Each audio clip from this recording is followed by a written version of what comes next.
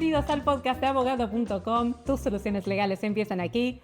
Hoy tenemos nuestro episodio 4. Somos un grupo de hispanohablantes ayudando a otros hispanohablantes viviendo en Estados Unidos con distintas formaciones profesionales, muchos de nosotros en abogacía, otros en periodismo, otros en administración de empresas y marketing, y brindamos información legal.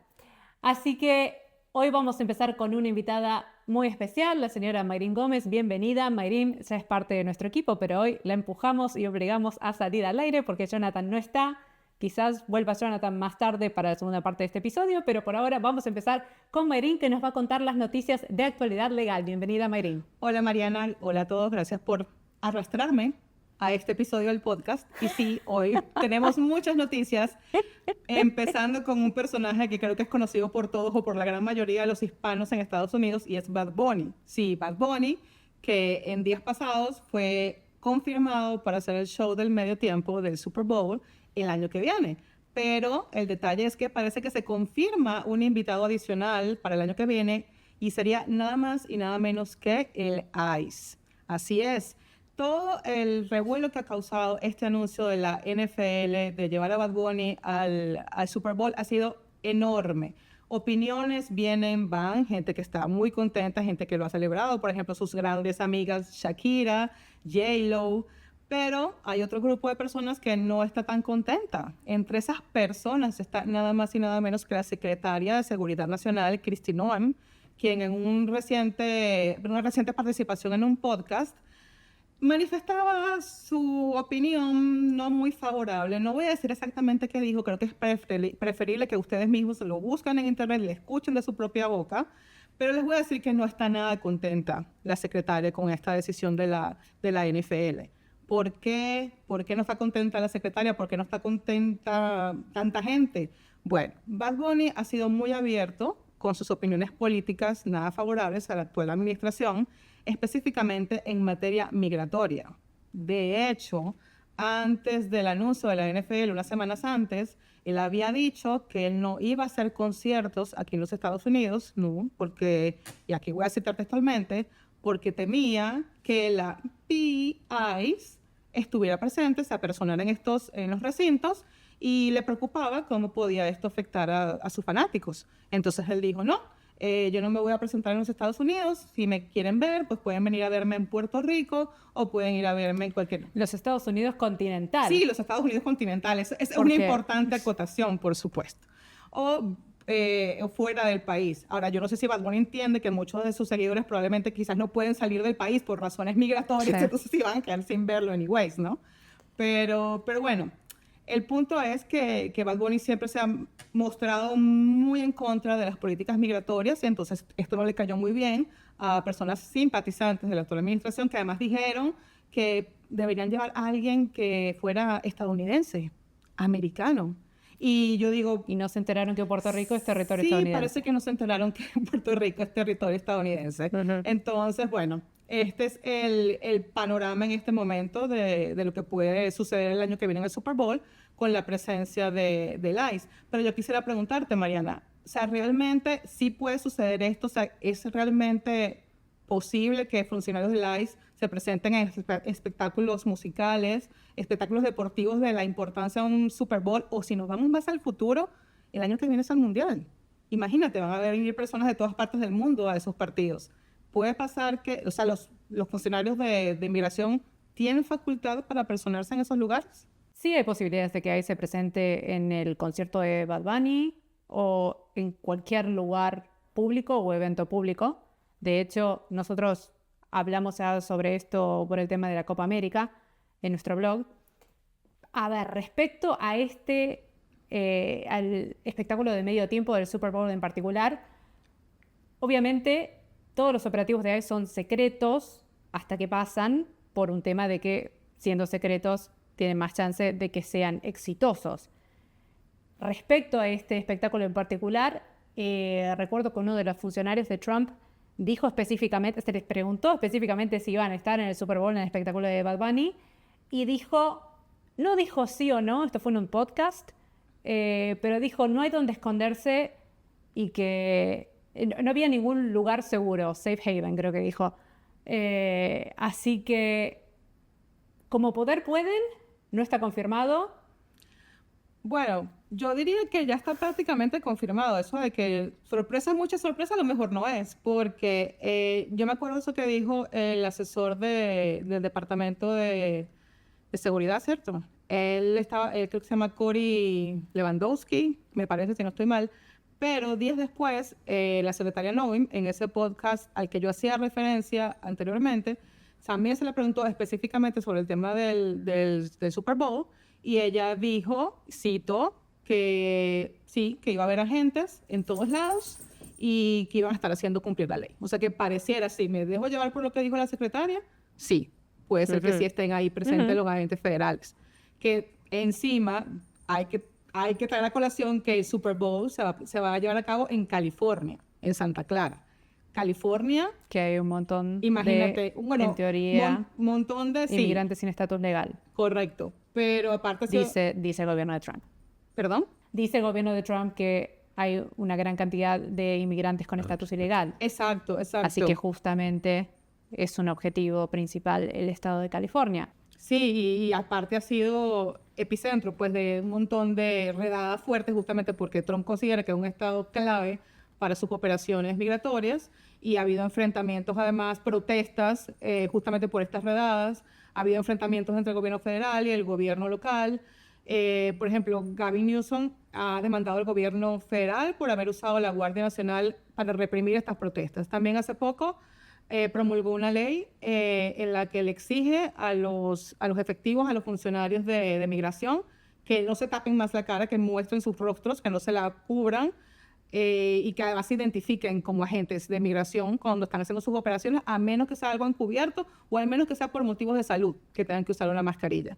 Pero la situación en California sigue estando tensa con el tema migratorio y además a esto debemos sumarle que recientemente hubo un fallo de la Corte Suprema en la que echa para atrás una medida cautelar que le impedía a los agentes federales de migración hacer detenciones solamente por perfil racial, por cómo se ven, por el idioma, por cómo hablan. Y bueno, está puesta en la mesa. Donde trabajan. Por donde trabajan. Súper controversial.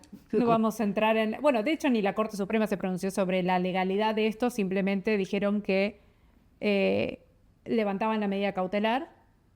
Así que, en teoría, hasta el día de hoy... Eso fue para el Distrito Central de California, igual. Pero... En teoría, ICE puede al día de hoy seguir haciendo redadas basadas en perfiles raciales. Entonces, yo me imagino que muchos en la audiencia, muchos inmigrantes se pueden estar preguntando, bueno, ante este panorama que el ICE me puede detener por cómo me veo, ¿qué puedo hacer? ¿Cómo me puedo preparar? ¿Qué hago si ICE me detiene? A ver, nosotros tenemos un montón de artículos y blogs al respecto sobre qué hacer, exactamente cómo actuar si tienes un encuentro con ICE. Lo primero que hay que siempre saber es que nunca hay que mentir y decir que eres ciudadano si no eres ciudadano estadounidense.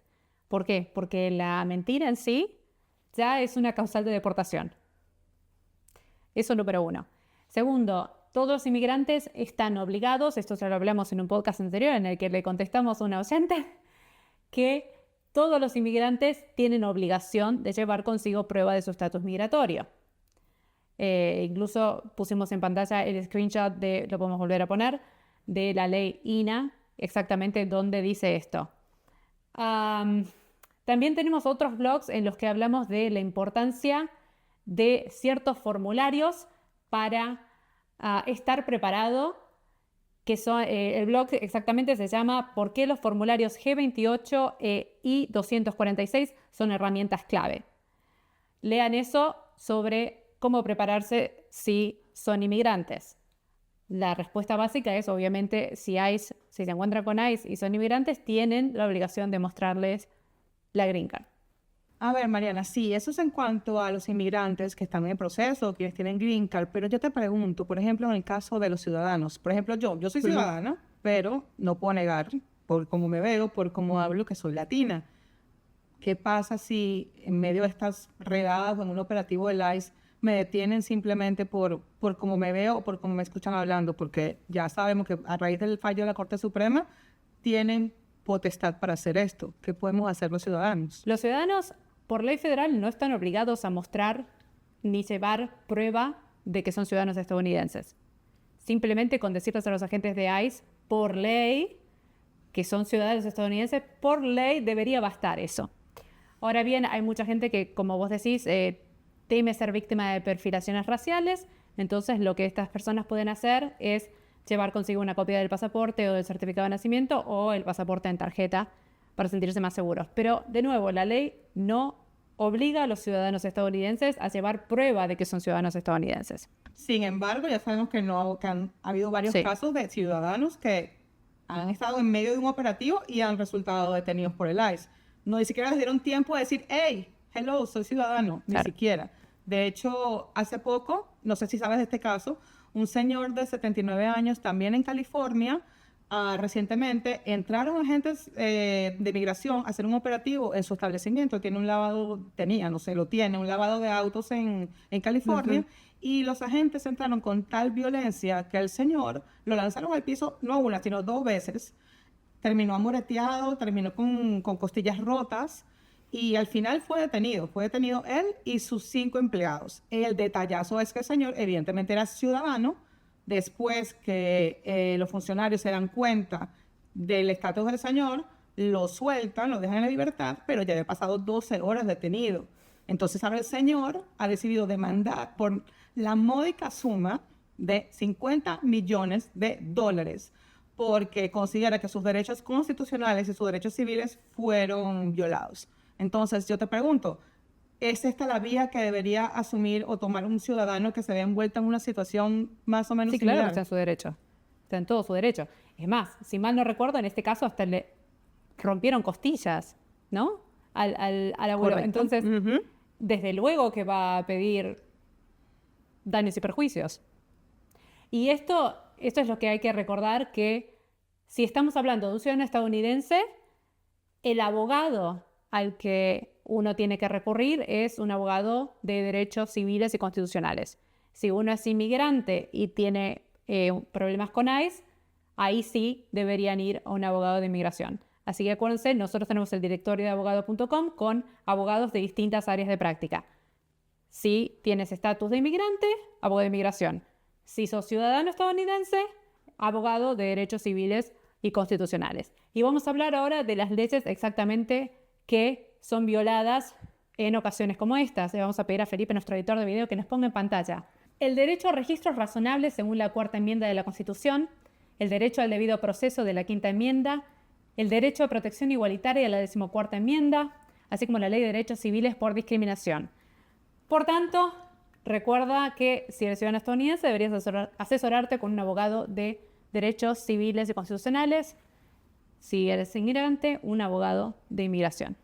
Muchas gracias, Mayrin, por toda la información, por toda la actualidad legal y por tener las agallas de salir en vivo cubriendo a Jonathan, que suponemos que va a volver para la segunda sección de este podcast, así que mágicamente ahora apareceré con otra ropa. Espero que vuelva. No. Espero si que la pasaste vuelva, bien, Jonathan, decí la verdad. Estás contando las horas para volver a aparecer en el próximo episodio. Ya contamos con Mayrin. Me acaba de decir, sí, que la queremos. Lilia, nuestra productora, me dice que la queremos a Mayrin para dentro de 2 episodios. Perfecto. Muy bien. Opinen. En los comentarios pueden opinar si vuelvo o no. Por favor, pidan a Jonathan. Estás habilitando una vía peligrosa ahí, ¿eh? Sí, yo sé. Lo de pedir comentarios. Yo no sé, yo tiemblo cada vez que decimos, dejen sus comentarios, like y subscribe. Sí, bueno. Bueno, gracias, Mayrin. Y seguimos ahora contigo, Jonathan. Gracias.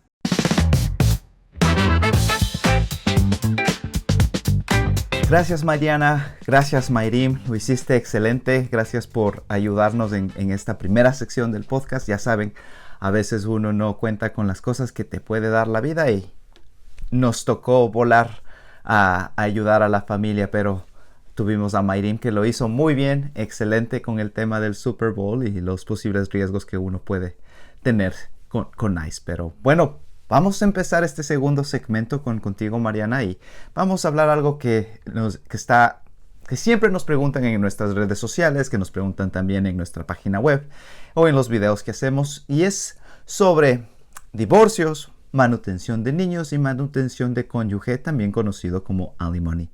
Vamos a responder a preguntas clásicas y también aclarar muchos de estos conceptos erróneos o mitos que se escuchan alrededor de estas diferentes preguntas que hemos preparado para ustedes. Mariana, empieza tú con la primera pregunta. Así es, Jonathan, y vamos a ver el primer interrogante de este recopilado de preguntas frecuentes que nos hacen nuestros oyentes. ¿Voy a tener que mantener a mi ex de por vida si mi matrimonio fue largo? La respuesta es no, pero Siempre sí, hay un hay pero. más chances, siempre hay, especialmente en todo lo legal. Pero sí son más altas las chances de que tengas que pagar una con su manutención si el matrimonio fue más largo. Obviamente también hay otros factores de los que esto depende, como que haya obviamente una discrepancia de salarios, ¿no? Estamos hablando del clásico ejemplo de uno de los cónyuges salió a trabajar y la otra persona se quedó cuidando el hogar. Esto de todas formas puede cambiar la manutención conyugal cuando hay un cambio de circunstancias, puede haber una modificación. La más clásica es cuando el ex se casa con otro. Exactamente. Y también depende en qué estado uno se encuentre. Que cada estado tiene sus límites salariales, por así decirlo, y uno puede aportar más pero o menos. la regla general es que a cuanto más largo hay más chances de que sí haya que pasar manutención conyugal a cuanto más largo el matrimonio. Pero la respuesta es no necesariamente. Muy bien. No de por vida. No de por vida. Esa es muy buena noticia para nuestros amigos que nos están escuchando y nos están viendo que están pasando su manutención conyugal. Ahora saben que no va a ser de por vida. Y si necesitan ayuda para volver como a tener una... Se me fue esta palabra. A tener una reunión con su ex y para volver a establecer nuevos pagos o un nuevo monto, recuerden que pueden encontrar un abogado cerca de ustedes, experto en esto, en manutención al cónyuge, en abogado.com. Recuerden, siempre pueden encontrar los abogados y están muy cerca de donde se encuentran. Vamos con la segunda. Sí, averigüen también en su estado, porque no tiene que ser algo tan drástico como volver a casarse. Si, por ejemplo, uno de los cónyuges, sus ingresos, el que estaba manteniendo sus ingresos cambiaron drásticamente y ahora ya no gana prácticamente nada, también puede ser una causal para pedir el cambio en la manutención. No tiene que ser algo tan drástico como morirse o casarse con otro. O sea, hablen bien con su abogado sobre las reglas de su estado y que pueden calificar como una causal para un cambio en la manutención. Vamos para la segunda, es tuya. La segunda, sí. La segunda pregunta es si es necesario que el otro cónyuge te dé el divorcio o firme el papelito para que el divorcio sea válido. Y la respuesta es no. Puedes divorciarte aún si tu esposo, tu esposa, tu pareja se niega a firmar los papeles o también si no sabes dónde está. Seguimos con la próxima pregunta clásica y es, ¿le voy a tener que dar la mitad de mis bienes a mi ex? Acá otra hermosa respuesta legal, no necesariamente. A ver, en Estados Unidos los estados siguen dos corrientes que se llaman equitable distribution, o sea, distribución equitativa, o la de community property o propiedad mancomunada o comunal o conyugal. Bueno, en la de distribución equitativa, el principio es que los bienes en un divorcio se dividen de manera justa. En la de propiedad mancomunada es un 50-50, es un 50 y 50. Y se va a la mitad. Los estados que siguen esta regla son solo 9. Así que, por eso digo, no necesariamente. Incluso si tu estado, por ejemplo California o Texas, sigue las reglas de las leyes de propiedad mancomunada, de todas formas, no todos los bienes son gananciales, no todos los bienes son del matrimonio. Uno tiene que tener en cuenta que la división 50-50, 50-50, es de los bienes gananciales. Pero, por ejemplo, una herencia, aunque la hayas recibido cuando estabas casado, igual sigue siendo tuya, propiedad individual, no del matrimonio. ¿Se entiende? Entonces, no... Está bastante claro. Ese ejemplo estuvo justo ahí donde a mucha gente le va a interesar eso. Estuvo justo en el punto. Sí, entonces no es tan así como que sí o sí la mitad. Pero sí, dependiendo del estado, hay más o menos chances de que sea una división más 50-50. Una razón más. Una razón más, exactamente. Acá justo el artículo que dice, tenemos 2 sobre esto, le vamos a pedir a Felipe, nuestro editor de video, en pantalla, que decimos exactamente cuáles son los 9 estados que siguen estas leyes de propiedad mancomunada. Exacto, justamente a eso iba, como que lean nuestros recursos que tenemos al respecto, nuestros artículos que tenemos sobre divorcio, sobre división de bienes. Tenemos artículos bastante detallados donde pueden encontrar más información al respecto y que es gratuito. Nuestra información está de manera gratuita. No necesitan suscribirse, no necesitan poner su email, nada, a menos que quieran tener nuestro newsletter con noticias frescas de que sale cada 2 semanas con noticias de todo tipo. Y con esto vamos a la siguiente y última pregunta frecuente que nos hacen todas nuestras personas que nos escuchan y que nos están viendo, que es que si la madre tiene más chances de quedarse con la custodia de los hijos en un caso de divorcio. Y la respuesta es que no es así. Ambos padres tienen las mismas oportunidades. El que decide quién tiene mejores posibilidades de quedarse con los hijos, en este caso, es el juez. Y el juez decide de acuerdo a lo que él piensa que va a ser lo mejor para el desarrollo y crecimiento de los hijos. Algunos de estos factores que son determinantes para decidir la custodia infantil son los siguientes. Felipe, por favor, ponlos en pantalla y yo los voy a ir leyendo uno por uno. El primero son los deseos del menor, si tiene edad suficiente para expresar su preferencia. Número 2 es la salud mental y física de los padres. Número 3, la religión, tradiciones y tendencias culturales. Número 4, la continuidad de un entorno doméstico estable. Número 5, el apoyo y oportunidad para interactuar con otros miembros de la familia de cada padre, abuelos, tíos, hermanos mayores, etc. Número 6, interacción con otros habitantes del hogar. Número 7, capacidad de adaptación a la escuela y comunidad. Número 8, edad y sexo del menor. Número 8, número 9. Uso de la disciplina o abuso emocional por parte de los padres. Y número 10, evidencias sobre uso de drogas, presencia de alcoholismo o abuso sexual por parte de los padres.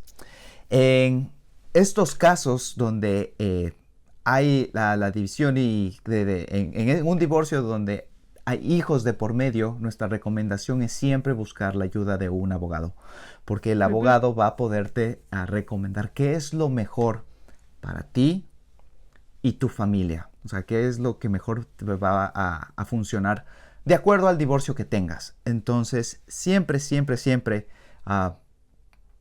en cuestión de divorcio con niños de por medio, busca ayuda legal, busca un abogado que puede hacer que este proceso tan duro que es, lo lleves con más paz. Un poco más. Con más tranquilidad. De libertad. Quizás lo dijimos cuando hablamos del divorcio de J-Lo y Ben, que J-Lo no había tenido abogado, pero bueno, en el caso de J-Lo no tenían hijos en común, así que no era tan complicado. Igual todos dijimos que en el caso de J-Lo habríamos contratado a un abogado para proteger los milloncitos que no protegió con un acuerdo prenupcial, pero sí, en el caso en que hay disputas de custodia, 100% recomendamos consultar con un abogado. 100%. Listo. Muy bien, vamos a nuestra próxima sección. Terminamos, gracias. Vamos con derribando la desinformación legal. Y seguimos con la próxima sección en el podcast de abogado.com, en la que vamos a pegarle a información incorrecta que encontramos online o en medios televisivos. Y hoy agarramos un programa argentino de chimentos que no podemos pedirles que sepan mucho de la ley, pero por lo menos podrían haber consultado a un abogado latino o estadounidense. El programa es argentino, pero está hablando de ley estadounidense porque habla sobre un conductor que tuvo a su hija a través de subrogación y la hija nació acá en Estados Unidos, entonces aplica la ley de Estados Unidos. Antes de que te vayas y digas, no me interesa la subrogación, esto es para ricos, bla, bla, bla, no importa. En lo que vamos a hablar, habla para cualquier mujer que tenga que pasar por un parto, y es más, si sos hombre y nunca vas a pasar por un parto, no importa, porque esto también puede ir para cualquier persona que tenga que pasar por cualquier tratamiento médico. Así que vamos a ver información genérica, pero vamos a hablar específicamente primero de este caso. Y que presten atención, sobre todo porque si están en estos casos esperando un bebé y tienen que ir al hospital y están en esto, es muy importante hacerlo saber por el sus bien derechos. De tu amiga, de tu prima, no tiene que ser tu pareja, de tu vecina. Y porque son cosas que me voy a poner un poco personal acá, pero incluso siendo abogada, siento que debería haber hecho más por defender mis derechos en ese momento, y en ese momento está tan vulnerable que no tiene la capacidad de defenderse, entonces es importante que la persona que te esté acompañando sí lo haga por vos. Exactamente. Bueno, y este programa dijeron un par de barbaridades. Primero, no estaban explicando muy bien, no me parece que ni eso se entendían, la diferencia entre madre gestante y subrogante. Acá le voy a pedir a Felipe que ponga justo el clip. Uno de los conductores decía, la madre gestante no la subrogante. A ver, la madre gestante es la subrogante. Subrogante es la que lleva al bebé. Lo que pasa es que me parece que me sale la abogada defensora y quiero pensar que lo que el conductor se debe haber querido referir era el aporte de los óvulos. Pero la subrogación tradicional o completa es la que se llama cuando aporta el óvulo y el vientre, pero esta ya no se usa más. Y no se usa más porque es un riesgo legal muy grande. Primero porque la mayoría de los padres quieren tener a su hijo que tenga sus propios genes, algo que tenga alguna enfermedad genética o algo por el estilo. La mayoría de las personas que utilizan la subrogación tratan de utilizar su propio material genético, ¿no? Sus propios espermatozoides y óvulos. Y segundo, las cosas se complican mucho legalmente si se utiliza la subrogante que sea tanto portadora del óvulo como del vientre. ¿Jonathan? Uh-huh. Sí, por ejemplo, aquí las leyes en Estados Unidos varían muchísimo por estado, además. Pero es altamente probable que la madre subrogante tenga que firmar un acuerdo o tenga que firmar como un contrato en el cual se establezca cuál es su parte durante este tiempo de embarazo y su tiempo después del embarazo. Entonces aquí es donde realmente la madre subrogante, la que está cargando con el niño, con el bebé en su vientre, tiene que saber cuáles son sus derechos y a qué está renunciando o qué está aceptando durante estos 9 meses de gestación y después de que dé a luz al bebé. Entonces... Y acá toda la polémica fue porque este conductor muy famoso argentino había contado la historia del parto de su hija y contaba muchas de las decisiones como si las hubiera tomado él y no la mujer que estaba pariendo. Entonces se armó todo un revuelo de qué hace él tomando las decisiones, ¿no? Igual estuvo muy bien, estuvo muy político, y después salió a aclarar que no, que en realidad era lo que ella quería, no lo que él quería. Pero bueno, todos salieron a pegarle del estilo, ¿por qué está él decidiendo cómo va a parir, si va a ir a cesárea, si van a usar forceps, bla, bla, bla? Como si él en primera persona estuviera tomando las decisiones. Pero por ejemplo, Mariana, si es que en el contrato hubiera algo muy específico con este tipo de cosas que estás describiendo, por ejemplo, que no sé, algo que dices que tiene que ser no por parto, si va a ser por parto natural, que sea con una dula y no por el hospital. ¿Se podría agregar eso dentro del contrato? ¿Eso es viable? A ver, ¿qué específicamente me estás preguntando? O sea, por ejemplo, si el padre donante, el que donó sus espermatozoides, antes de hacer el contrato, o en el contrato para la mamá subrogante. Sí puede pedir espera en el parto, cosas así. Ese tipo de cosas. Pero no... Claro. Estos contratos, y por eso es que quiero darles un poco de de defensa a lo que venían hablando, que ahora voy a decir cuál es la parte en la que me broté viendo este video. Pero una de las panelistas dice, él, cita textual, él contrató a una señora para que tuviera a su hija, entonces él decide porque él pagó. Primero le dan prioridad a los padres que pagan. Y acá es cuando me broté, porque no, esto tenemos que saber que no. A ver, le quiero dar la derecha a la panelista de que lo que debe haber querido decir es que sí se pueden hacer estos contratos de subrogación y sí se pueden establecer ciertas pautas. Pero las pautas que vos establezcas en un contrato no pueden estar por arriba de derechos constitucionales, con derecho a la autonomía, ¿sí? La mujer es la que tiene el derecho a elección a cómo parir. Y no solo estamos hablando del derecho al parto, estamos hablando de procedimientos médicos en general. Es el paciente el que tiene el derecho a elegir. Y incluso sobre los médicos, porque los médicos te pueden recomendar algo, pero es decisión del paciente decir sí o no.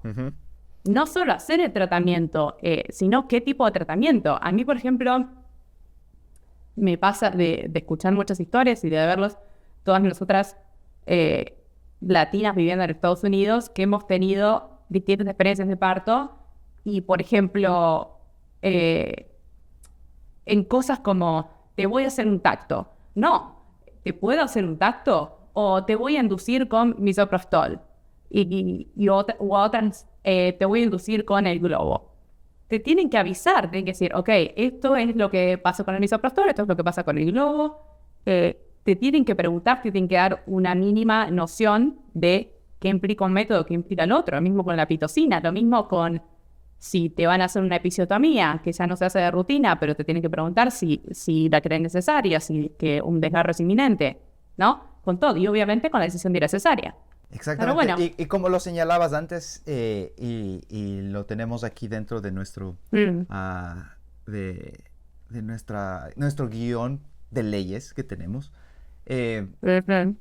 algo que tú acá van señalaste. todas, decilas todas, y Sí. que Felipe las ponga en pantalla. Exactamente, justo tú decías que en ningún contrato se establecen las partes están por encima de los derechos constitucionales básicos. Dentro de esto está la cuarta enmienda de la Constitución de los Estados Unidos, que protegen la privacidad sobre registros y análisis del cuerpo, justo lo que estabas ahorita refiriéndote. Además, la decimocuarta enmienda sobre la libertad de decisiones individuales, que incluyen el derecho a tomar decisiones sobre el propio cuerpo, la Convención de Eliminación de toda forma de discriminación contra la mujer.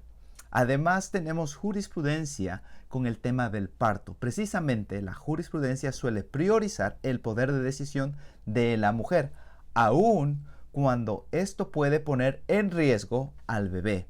Y los casos claves son Schollendorf contra Society o New York Hospital. Cada humano adulto con capacidades mentales tiene derecho a determinar lo que se hará con su propio cuerpo. El estado de Illinois contra Darlene Brown, el derecho de una mujer embarazada competente de rehusarse a recibir tratamiento médico no puede ser anulado por el derecho del estado de proteger al feto viable. Y el último caso clave que tenemos es de Stallman contra Youngquist. La ley no tratará a un feto como una entidad enteramente separada de su madre. Un feto no puede tener derechos superiores a su madre.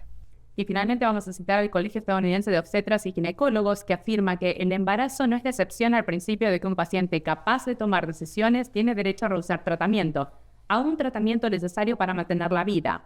Por lo tanto, la decisión de una mujer embarazada capaz de tomar decisiones de rehusar tratamiento médico recomendado o intervenciones quirúrgicas debe ser respetado.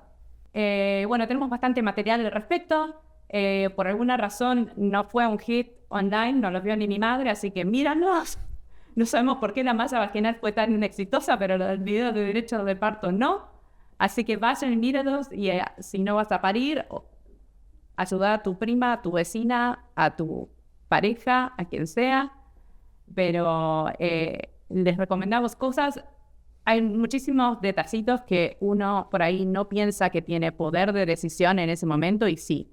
Cosas tan simples como el monitoreo, por ejemplo, de poder elegir el monitor con el que te van a traquear el heartbeat, el latido del bebé. Uh-huh.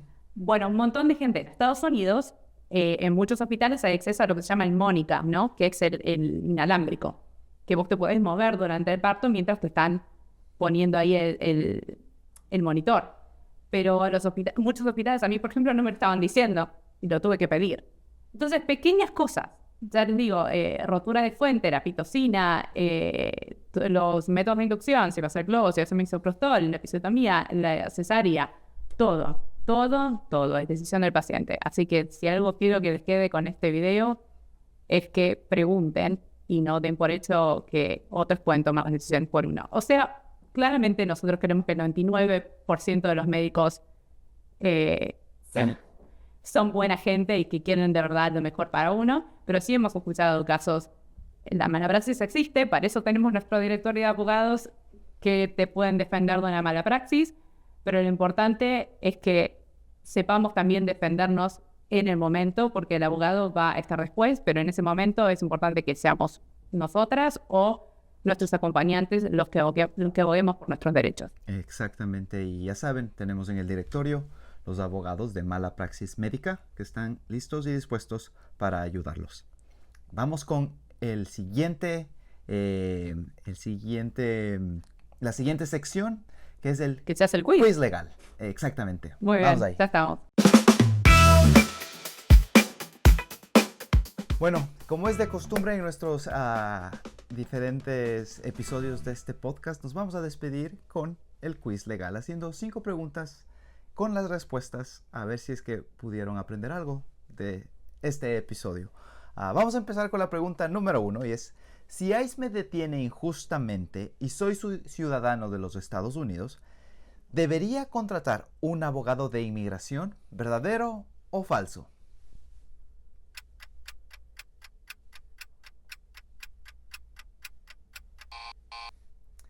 Deberías contactar a un abogado de derechos civiles y no de inmigración.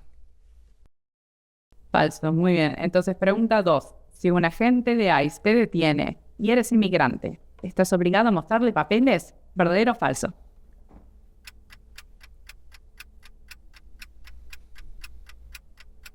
Verdadero. Sí, todo inmigrante mayor de 18 años está obligado a mostrar papeles si un agente de ICE lo solicita.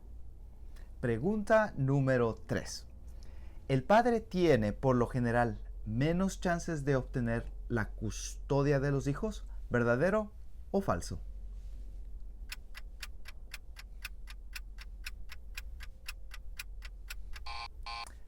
Falso. Los jueces deciden la custodia de los menores en función del mejor interés del niño, no del género de los padres. Muy bien, seguimos con la pregunta 4. Los médicos tienen mayor conocimiento que los pacientes, por ello son los que deciden si se harán tratamientos y cuáles. ¿Verdadero o falso?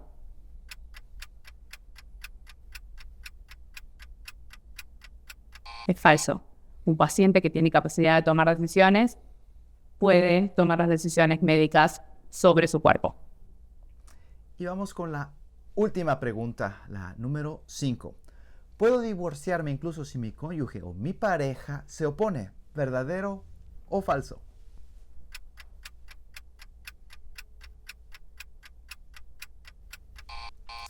Verdadero. En los Estados Unidos no necesitas que tu cónyuge acepte darte el divorcio para poder divorciarte. Y así llegamos al final de este episodio. Muchas gracias a todos por seguir con nosotros, escuchándonos en nuestras diferentes plataformas o viéndonos en nuestro canal de YouTube. No se olviden que tienen el sitio de abogado.com con recursos legales, con artículos actualizados, con todas las leyes de los Estados Unidos, con blogs, con diferentes noticias que está pasando sobre la actualidad legal en los Estados Unidos y por supuesto nuestro directorio con abogados en todo Estados Unidos que hablan español y que están listos para ofrecer su ayuda. También tenemos nuestro canal de YouTube, nuestras redes sociales, nuestra newsletter que sale cada 2 semanas. Y aquí estamos para seguir ayudando a la comunidad hispana en los Estados Unidos. Ya saben, porque en abogado.com tus soluciones legales empiezan aquí.